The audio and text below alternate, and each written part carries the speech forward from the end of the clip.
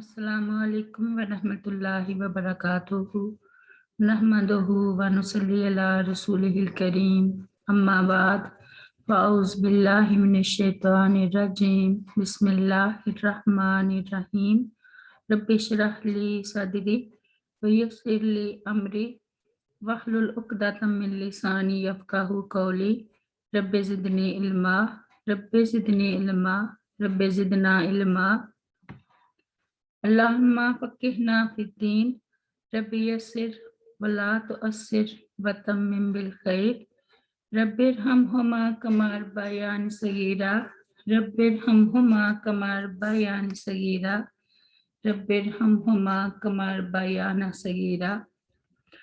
आज हम सूरत अल माइदा की आयत नंबर 98 से पढ़ेंगे इंशाअल्लाह।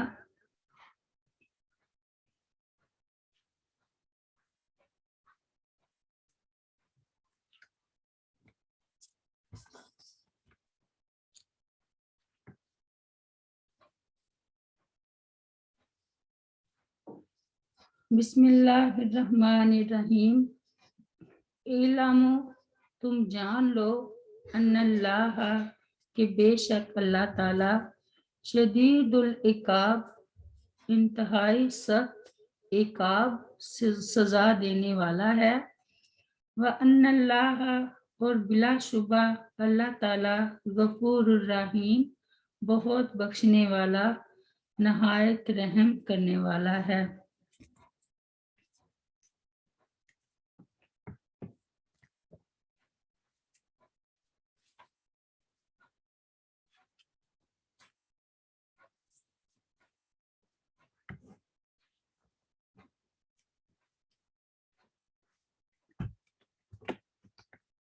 अल्लाह ताला फरमाता है कि तुम उस बात को खूब जान लो कि तुम्हारा रब जो आसमानों और ज़मीन की हर चीज़ को खूब जानता है और जिससे तुम्हारे ज़ाहरी और बातनी अमाल की कोई चीज़ भी मुख्फी नहीं है, वो अपनी नाफरमानी करने वालों को सख्त सजा देता है और अताअत करने वालों और अपनी तरफ रुजू करने वालों के गुनाहों को मुआफ़ फरमा देता है।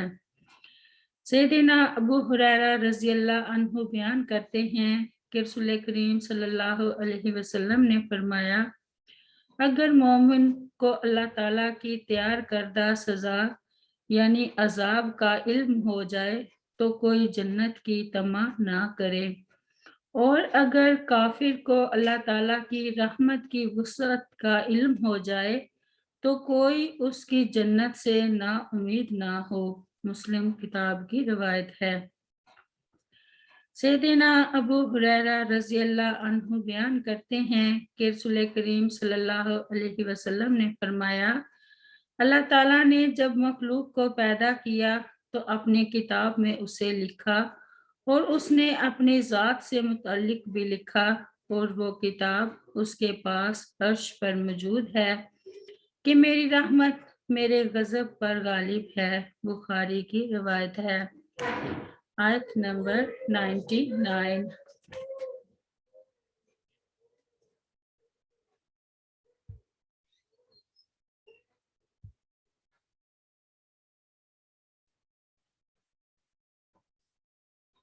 आयत नंबर 99।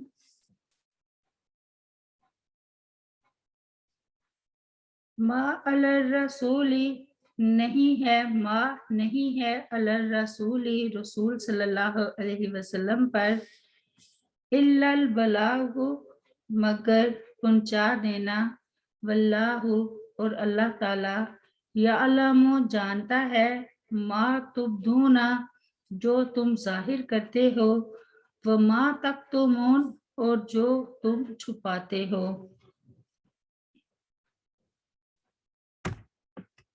ये अल्लाह ताला की तरफ से बंदों के लिए सरजनश और वाइद है कि हमारे उस रसूल सल्लल्लाहु अलैहि वसल्लम के ज़िम्मा जिसे हमने तुम्हारी तरफ मबूस किया, ये है कि वो तुम तक हमारे पैगाम को पहुंचा दे, फिर अताअत पर सवाब और मासियत पर अजाब देना हमारा काम है, اور ہم سے نہ وہ شخص مخفی ہے جو اطاعت کرے اور ہمارے پیغام کو قبول کرے، اور نہ وہ شخص جو نافرمانی کرے اور پیغام قبول کرنے سے انکار کر دے، کیونکہ ہم تم میں سے ہر شخص کے عمل کو جانتے ہیں۔ آیت نمبر 100۔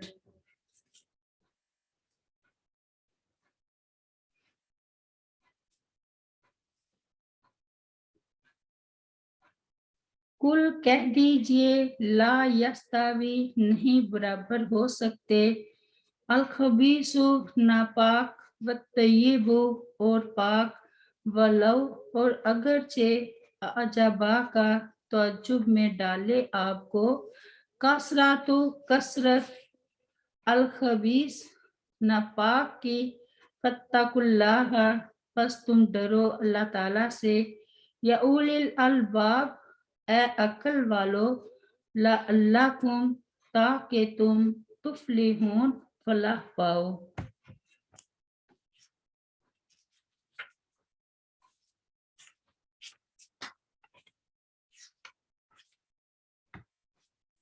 خبیث سے مراد ناپاک، حرام یا کافر یا گناہ گار یا ردی چیز کو خبیث کہتے ہیں۔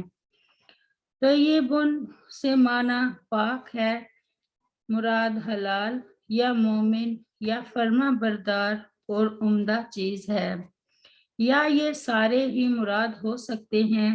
مطلب یہ ہے کہ جس چیز میں خبث ناپاکی ہوگی وہ کفر ہو، فسق و فجور ہو، اشیاء و اقوال ہوں، کثرت کے باوجود وہ ان چیزوں کا مقابلہ نہیں کر سکتے جن میں پاکیزگی ہو۔ یہ دونوں کسی صورت میں برابر نہیں ہو سکتے، اس لیے کہ خبث کی وجہ سے اس چیز کی منفعت اور برکت ختم ہو جاتی ہے، جبکہ جس چیز میں پاکیزگی ہوگی اس سے اس کی منفعت اور برکت میں اضافہ ہوگا۔